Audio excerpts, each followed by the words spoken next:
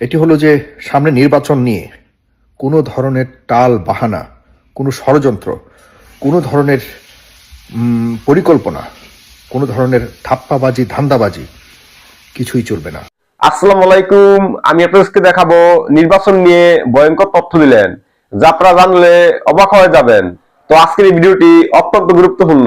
তো আমি আশা করব যে আপনারা সম্পূর্ণ ভিডিওটি দেখবেন, আর এই সম্পূর্ণ ভিডিওটি দেখলেই বিস্তারিত জানতে পারবেন।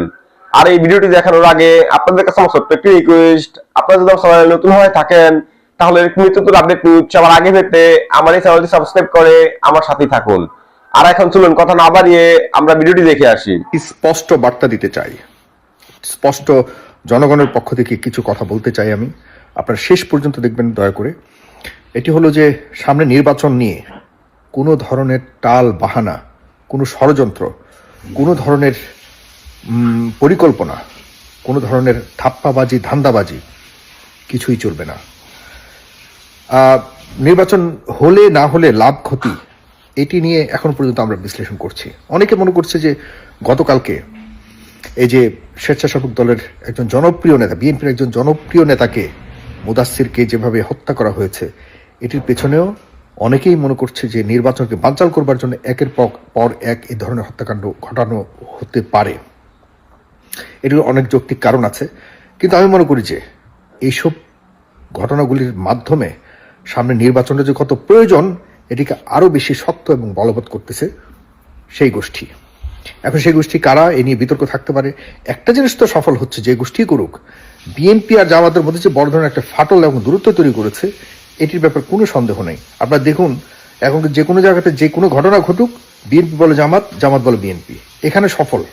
যারা করছে এগুলি তারা চেয়েছেই যে এই দুটি শক্তিকে আলাদা করতে পারলে আমরা খুব সহসায়, আজ হোক কাল হোক নয়তো পরশু, অবশ্যই আমরা ঢুকতে পারবো।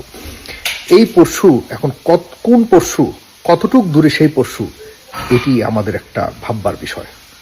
প্রিয় বন্ধুরা, আমি একটা কথা বলে দিতে চাই যে বাংলাদেশে যদি অন্য কোনো শক্তি আবার ঢুকতে পারে, তাহলে বাংলাদেশকে যেভাবে করায়ত্ত করবে এটা একদম বুঝে শুনে করবে। কিন্তু ঢোকার জন্য যে প্রবেশদ্বার, এটি হলো ডিভাইড অ্যান্ড রুল, যে একটা কনসেপ্টে ব্রিটিশরা শাসন করেছিল এই দেশকে, বোকার এই রাজ্যকে, ভারতকে। আমরা সেই বোকা মানুষগুলি এখন রয়ে গেছে, বাংলাদেশের মানুষগুলি আরও বেশি বোকা। সুতরাং খুব সাবধান আমাদেরকে থাকতে হবে। আমি খুব দুঃখ পেয়েছি যে মুদাসসিরকে হত্যা ভয়ঙ্করভাবে, মুদাসসিরের সাথে যারা ছিল তাদেরও পেটে গুলি লেগেছে, অনেকের বিভিন্ন শরীরের বিভিন্ন স্থানে গুলি লেগেছে, কিন্তু মুদাসসির সাথে সাথে সেখানে মৃত্যুবরণ করেছে। তার মৃত্যুর পর বিএনপির সিনিয়র নেতা জনাব সালাউদ্দিন আহমেদ তিনি বলেছেন এটা নাকি একটা বিচ্ছিন্ন ঘটনা। জনাব সালাউদ্দিন সাহেব, আমি বিএনপির খালেদা জিয়ার ত্যাগ, তারেক রহমানের ত্যাগের কাছে আপনারা তাদের একটা পশমের ত্যাগও আপনারা করেন না, কেউই না। এই পরিবারটি বহু বছর পর জনগণের মন পাওয়ার জন্য, বহু বছর পর তারেক রহমান, বহু নির্যাতন, ত্যাগ, তিতিক্ষা সবকিছু হওয়ার পর তারেক রহমান দেশে এসে এখন চেষ্টা করতেছে মানুষের মন জয় করবার। দিন রাত এই লোকটি প্রতিটি কদম দিচ্ছে, জানে যে তার উপরে ক্যামেরা বসানো আছে, সেই জানে যে তার একটা যদি ভুল হয় তাহলে তাকে কত বড় মাসুল দিতে হবে, এই লোকটি সেটি জানে। যে কারণে এই লোকটি প্রত্যেকটা কদম খুবই হিসাব করে দেয়। কারোর সাথে কথা বলতে হলে কতটা নমনীয় নত হয়ে সে কথা বলে, কোনো ধরনের একটা ওয়ার্ড যাতে তার মুখ থেকে ভুল না বের হয়।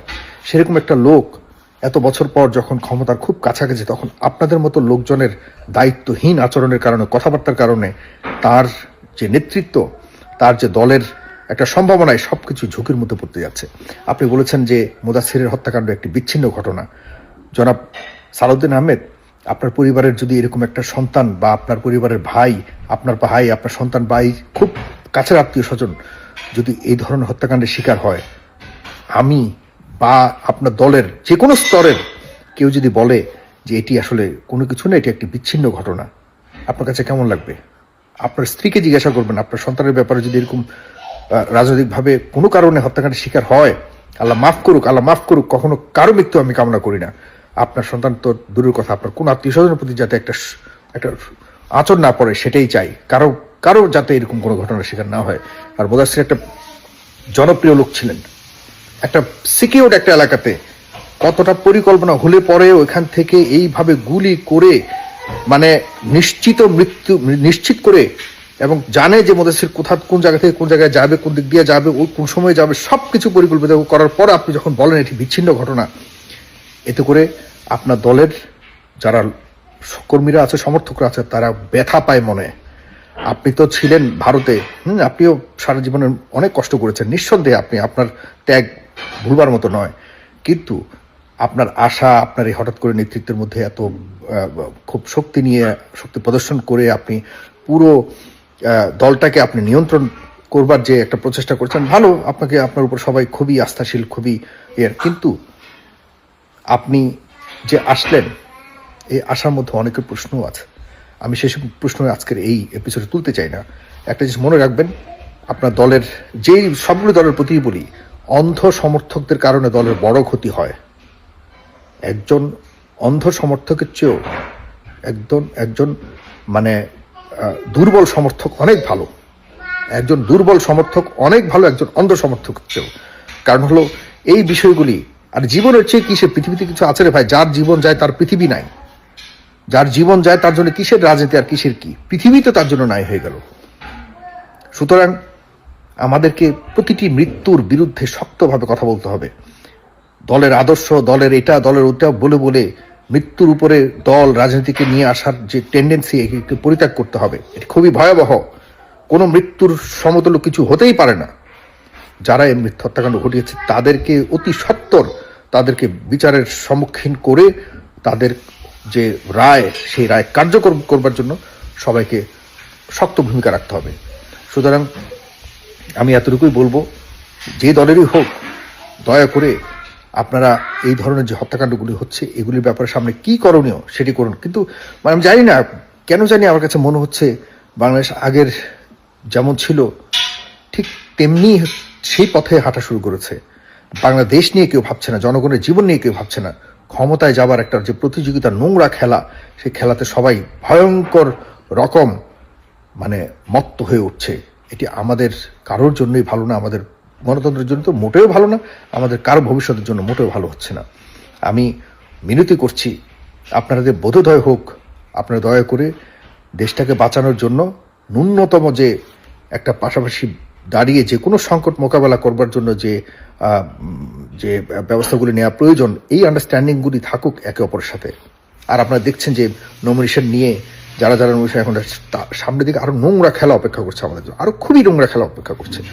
তবে রাজনৈতিক প্রতিযোগিতা ভালো, বারবার বলছি, অনেক কিছু আছে যে এই যে একটা জিনিস দেখছেন তো, বহুদলীয় গণতন্ত্র হলে সুবিধা হয় কি, আপনি কোনো রকম আপনার অঞ্চলে আপনি কোনো রকম ধরেন ফাইজলামি করবেন বা কোনো ফাঁকি ঝুঁকি দিবেন, এটার আর সুযোগ থাকে না।